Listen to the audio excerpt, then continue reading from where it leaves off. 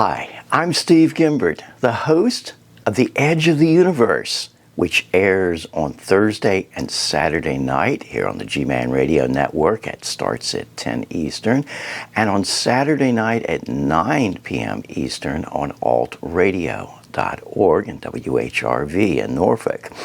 Well, we have come up on that time of the year when we're getting ready to celebrate the Woodstock Music Festival that occurred in 1969. It was revolutionary in the event and even how it came together. And so we thought it would be fun to do a video about that. Now, as luck would have it, I have two friends who were actually at Woodstock.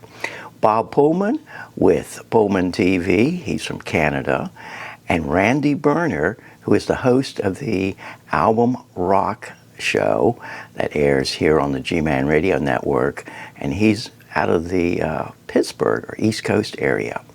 Both these folks were at Woodstock. Now, they didn't know each other. In fact, they have not met until we did the Zoom call. And I think it's really fun. I hope you'll enjoy this because this is the perspective of Woodstock 1969 from these two folks, from their perspective. I am the host of the Wednesday night program, Album Rock, on G-Man Radio. I could do that. I could say it like that. I'm just a guy. You know what? I used to be on the radio many years ago. I've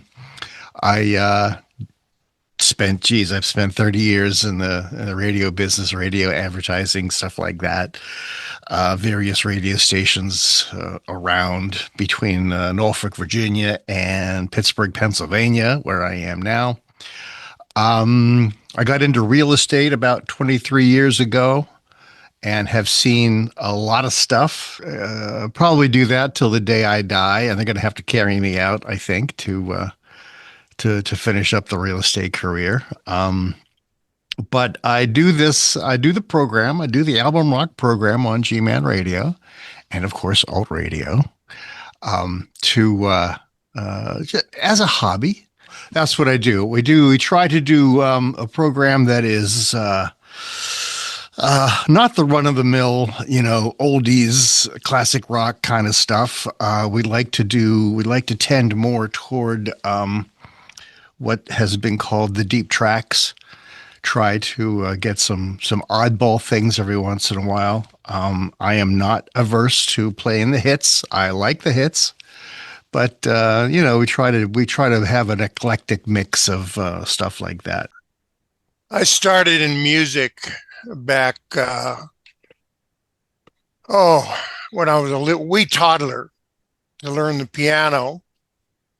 As the years progressed, I got more and more advanced into a lot of classical piano, trained under Arlene Nimmons-Pock, put my own group together back in the 60s called Revolution. We sounded like Blood, Sweat, and Tears originally.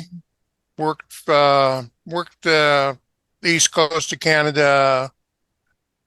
I got into broadcasting in Toronto. Well, actually, while I was in college, simply by contacting one guy who did a lecture to the station group. I said, well, if you ever want to ever have anyone that want to do television, just give me a shout back. And about 3-4 months ago, he says, Bob, you still interested in doing television? And I said, sure. He says, okay, I'll pick you up at 6 o'clock. You're on the air at 7.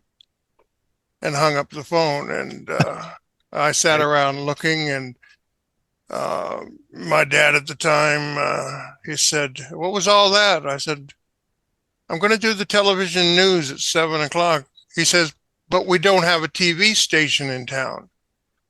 And I said, apparently we do. So he picked me up and we drove out about 8 miles outside of Fredericton, New Brunswick, up to Silverwood, and stopped in a residential area. And at the bottom of the, go inside, go down the stairs, and there's a full-scale television station in there. It was the first community television station ever put on the air in cable television. Eventually, after college, went to Toronto, uh, worked at Global Television Network, put them on the air the first year. That was the year the paychecks bounced. Went to work for City TV for Moses Neimer, put the City TV up on top of the CN Tower.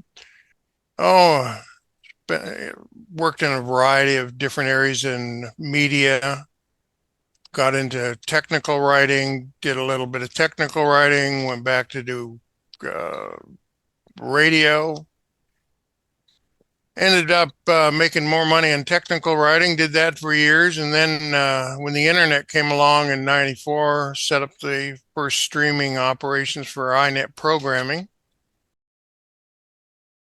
I was stuck in summer school taking Spanish. Oh, God. And in Wheeling, West Virginia, and working at Elby's. Elby's is part of the one of the big boy franchises. People in the South know them as Shoney's. I was cooking, and one of the guys in who was a dishwasher, his name was Lewis. Apparently, and I don't know this for sure, but apparently a big acid dealer on campus in Morgantown at WVU at the time. And he was washing dishes. And one Sunday morning, in the middle of a bunch of egg orders, he brings me a New York Times and he says, "Look at this. This is great." And of course, we should go to that. Of course, it was the summer that the Who did Tommy. And I spent hours listening to that. And I said, "Oh my God, the Who is on it. Oh, we got to go." Absolutely. So we got in my 1966 Corvair one night after work, which was about midnight or so, and we drove up to the site. And it took us all night to drive there, of course, because we didn't know where we were going. We didn't have GPS. For the young folks, there was a time when we didn't have a GPS. Well, it was a summer of music festivals, and my band and I played keyboard. We were playing different gigs across Southern Ontario, and we had an opening that week and weekend. And one of our guys, his father was a politician in Canada, and he had a helicopter available. And we, in unison, said, "Well, let's go to this festival." It was just being advertised like every other festival that summer. There was nothing special about it. You know, top name bands, just like all the other festivals. So we said, "Sure, let's go." And away we went. We weren't expecting anything out of the ordinary. Anyway, so we got there and ran into this wall of people, and we got involved in all of that traffic and all of that backup that you've seen pictures for the last 50 plus years about.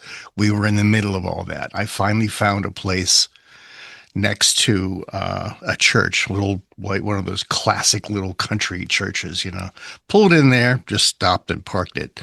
And we got out and we walked up to the site right as they had decided that they were not going to be able to they weren't going to be able to fix the fences. They weren't going to be able to get them up in time before people started. And there's a scene in the movie where guys are jumping over the fence. That's what we did. Oh, my tickets, by the way, were $6 a day. It was amazing. I never gave the tickets to anybody, but we sat there at the top of the hill all that afternoon waiting for the music to start. Richie Havens was the first, of course. We all know that. But we were very uncomfortable and very hungry, and decided, late in the evening to go back to the car, see what we could find as far as food in the car. Because who thought about food?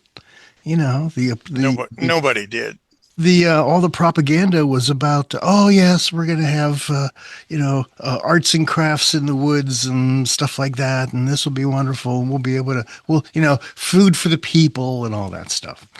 But I think somebody had a can of baked beans, but no fire. We just opened the can of baked beans and ate them cold. That was great. Gourmet meals at Woodstock. Yeah. so Absolutely. so we did miss some of the acts that were late Friday night.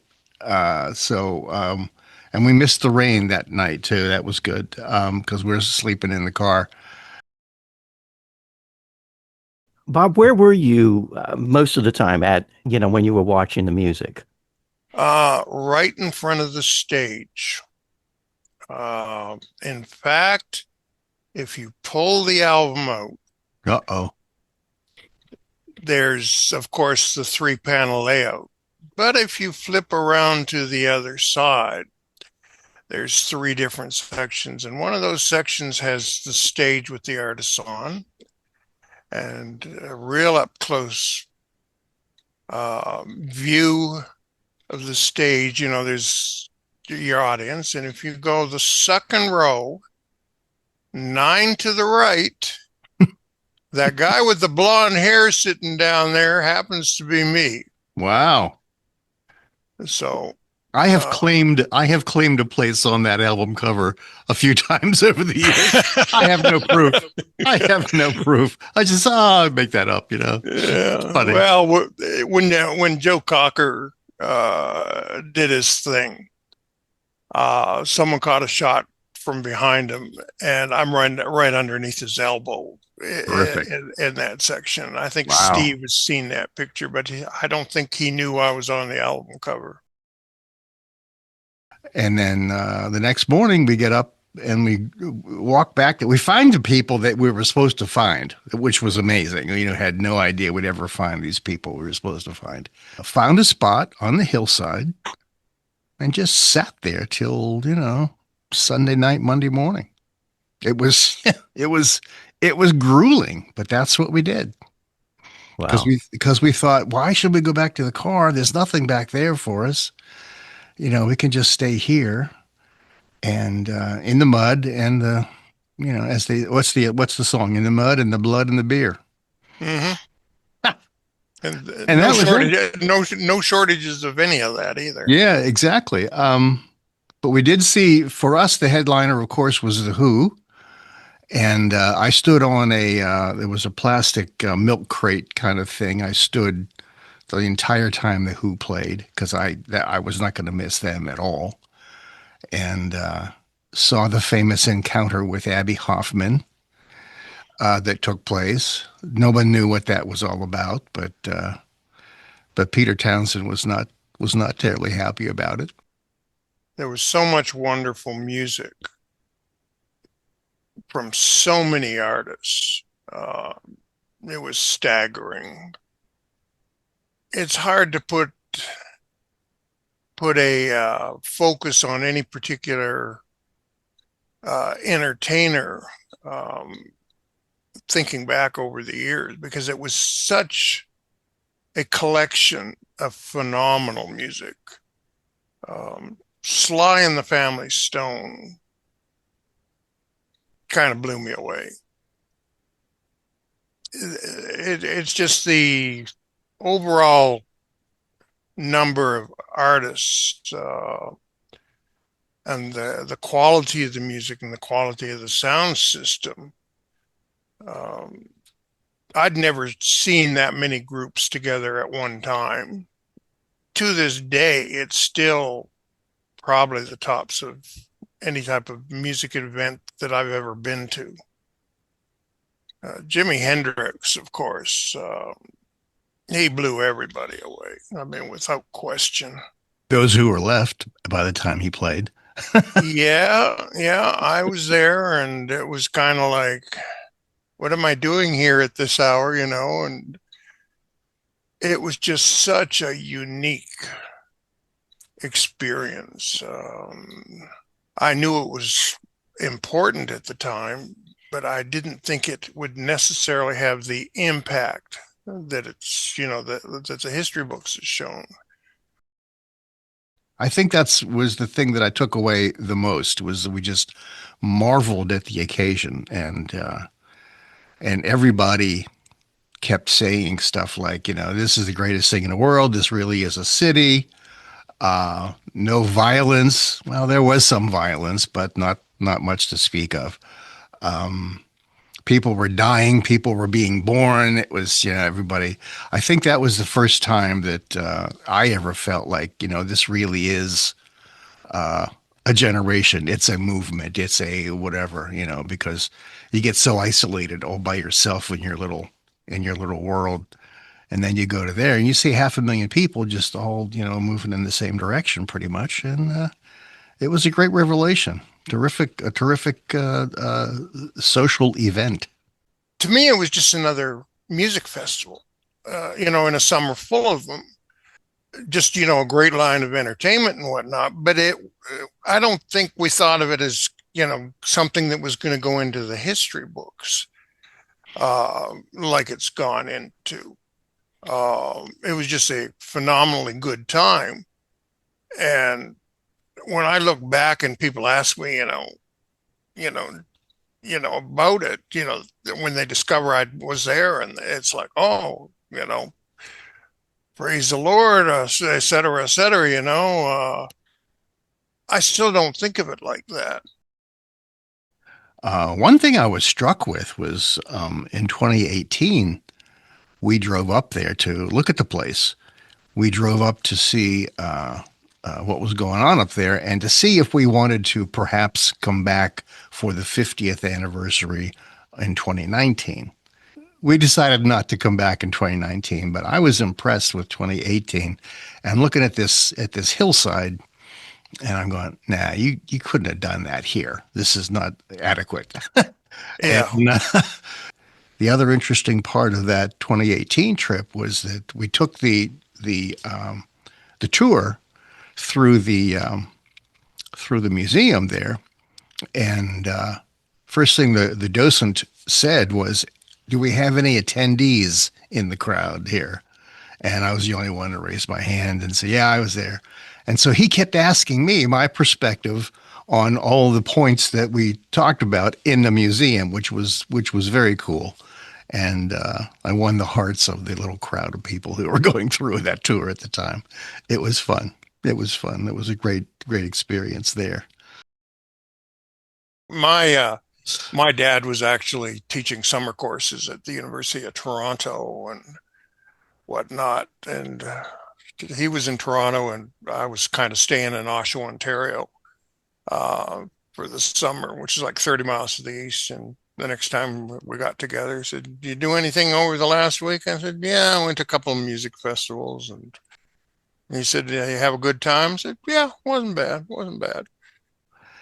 My mother was very worried. My mother was never one to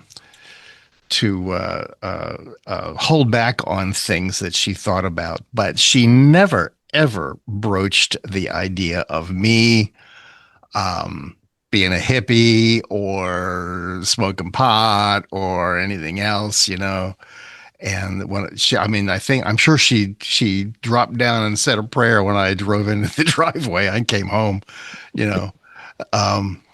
But it was just one of those terrific events. I hope you enjoyed those interviews. They were a lot of fun. Don't forget to hit the like, follow, and subscribe button down at the bottom. It helps our channel and helps people who may not know us directly learn more about us.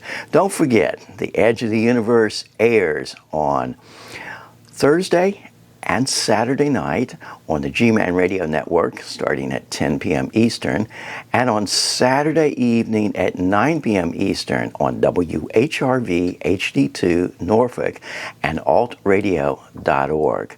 Also, we're going to have a pre-show this Thursday night that you're going to like. We're going to pull out the Woodstock albums. Yeah, I got them right here, and a lot more, and play some really good music from that.